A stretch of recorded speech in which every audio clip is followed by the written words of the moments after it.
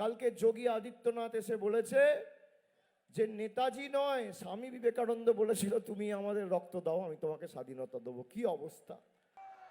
स्वामी विवेकानंद ने कहा था तुम मुझे खून दो मैं तुम्हें आजादी दूंगा। बहनों और भाइयों,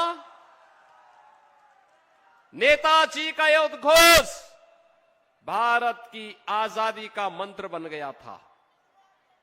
কালকে যোগী আদিত্যনাথ এসে বলেছে যে নেতাজি নয়, স্বামী বিবেকানন্দ বলেছিল তুমি আমাদের রক্ত দাও, আমি তোমাকে স্বাধীনতা দেবো। কি অবস্থা! আপনি ভাবুন, রবীন্দ্রনাথ ঠাকুরের জন্ম কোথায় জানে না, রবীন্দ্রনাথ ঠাকুরকে বলছে রবীন্দ্রনাথ সান্যাল, রানী রাসমণিকে বলছে রানী রাসমতি, বিদ্যাসাগরের মূর্তি ভাঙছে আর যোগী আদিত্যনাথের হাত দিয়ে প্রণাম করছে। এই হচ্ছে বিজেপি। এই বিজেপিকে বাংলার মানুষ সুযোগ দেবে, জায়গা দেবে? এমনভাবে জবাব দিতে হবে যে আগামী 100 বছর বাঙালির সাথে বেইমানি করার আগে যেন এরা 50 বার ভাবে যে বাঙালি কি ধাতুতে তৈরি।